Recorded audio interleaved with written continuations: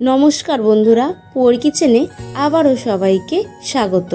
आशा करछि सबाई खूब भालोई आछेन और आमिओ खूब भालो आछि। आजके बानाबो रुई माछेर झोल बा कारी।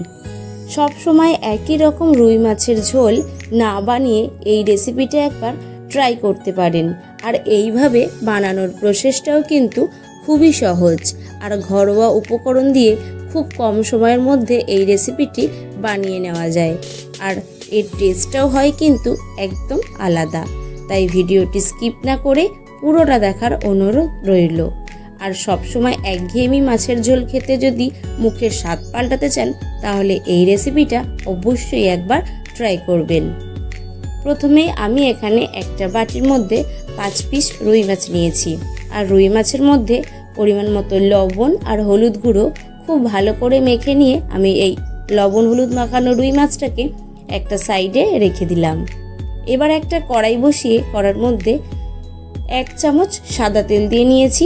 গ্যাসের ফ্লেমটা লো টু মিডিয়ামে রেখেই তেলের মধ্যে আমি দিয়ে দিলাম 5টা শুকনো লঙ্কা আর তার সাথেই দিয়ে দিলাম 1 চামচ তিল আর তার সাথেই দিয়ে দিচ্ছি 1 চামচ পোস্ত আর দিয়ে দিচ্ছি 1 ইঞ্চি আদা আর দিয়ে দিলাম 10 থেকে 12 কোয়া রসুন। এবার গ্যাসের ফ্লেমটা লো টু মিডিয়ামে রেখে আমি এই সবকটি উপকরণ একটু নাড়াচাড়া করে ভাজা ভাজা করে নেব।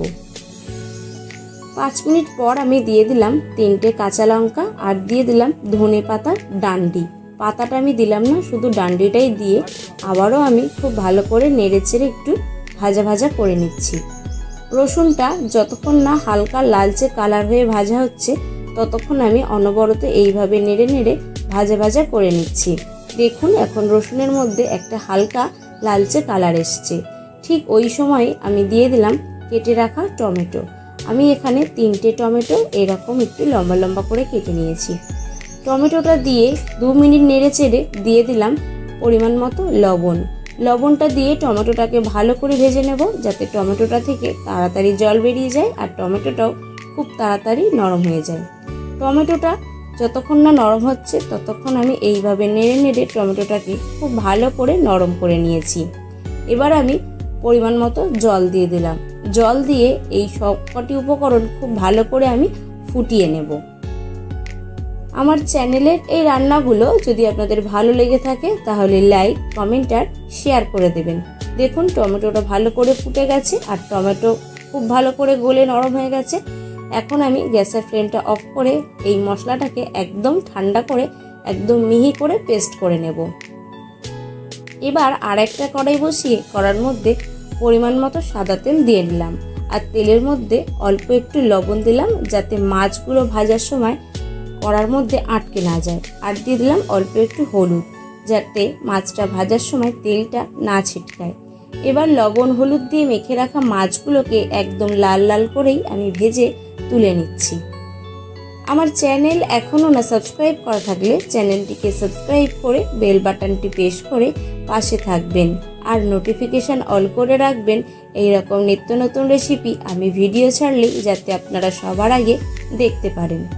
মাছগুলোকে লাল লাল করে ভালো করে এপিট উপিট উল্টে পাল্টে আমি ভেজে নিয়েছি। এবার আমি মাছগুলোকে একটা থালার মধ্যে তুলে নিচ্ছি।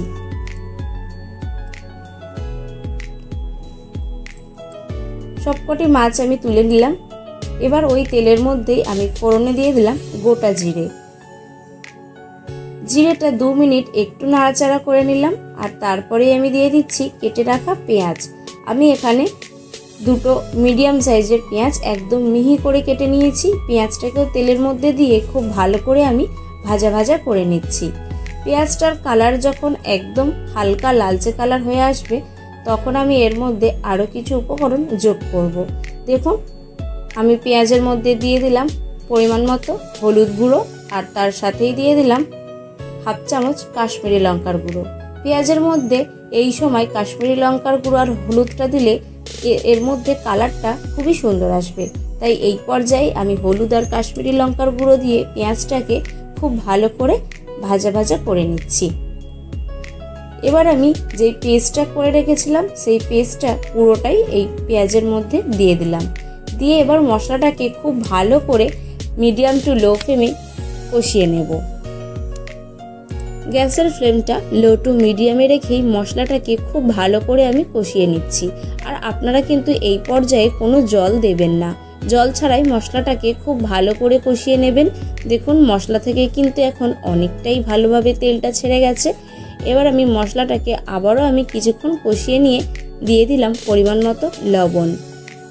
আর মিক্সির জারটা দিয়ে অল্প একটু জল দিয়ে আবারও আমি মশলাটাকে মিনিট 5 ধরে ভালো করে কষিয়ে নিচ্ছি। আর বাড়িতে অবশ্যই একবার এইভাবে রুই মাছের রেসিপিটি ট্রাই করবেন। দেখুন মশলা খুব ভালো করে এখন কষানো হয়ে গেছে আর মশলা থেকে তেলটা একদমই ছেড়ে গেছে। ঠিক এই পর্যায়ে আমি অল্প একটু জল দিয়ে দিলাম। অল্প একটু জল দিয়ে আবারও মশলাটাকে খুব ভালো করে কষিয়ে নিলাম। আর একটু পরিমাণে আমি জল দিয়ে দিচ্ছি রুই মাছের গ্রেভিটা বানানোর জন্য। জলটা দিয়ে খুব ভালো করে নেড়ে চেড়ে দিয়ে এই মাছের গ্রেভিটা এবার ফুটতে দিলাম। মাছের গ্রেভি যখন খুব ভালো করে ফুটে উঠেছে তখন আমি ভেজে রাখা মাছগুলোকে এই ঝোলের মধ্যে দিয়ে দিলাম। এবার এই মাছগুলোকে দিয়ে মিনিট 4 একটু ভালোভাবে ফুটিয়ে নেব, যাতে মাছের মধ্যে পুরো মশলাটা খুব ভালো করে মিশে যায়। মাছ ভালো করে ঝোলের মধ্যে মিশিয়ে দিয়ে দেখুন তেলটাও খুব ভালো করে ছেড়ে গেছে। ঠিক এই পর্যায়ে আমি দিয়ে দিচ্ছি ধনেপাতা কুচি। আর কিছুই দেওয়া লাগবে না, ধনেপাতা কুচি দিয়ে খুব ভালো করে মিশিয়ে নেড়ে চেড়ে নামিয়ে দিলে কিন্তু এই ভিন্ন স্বাদের রুই মাছের কারিটা একদমই রেডি হয়ে যাবে। এইভাবে রুই মাছের কারি বানিয়ে গরম গরম ভাত দিয়ে পরিবেশন করুন। ভিডিওটি কেমন লাগলো কমেন্ট করে জানাবেন।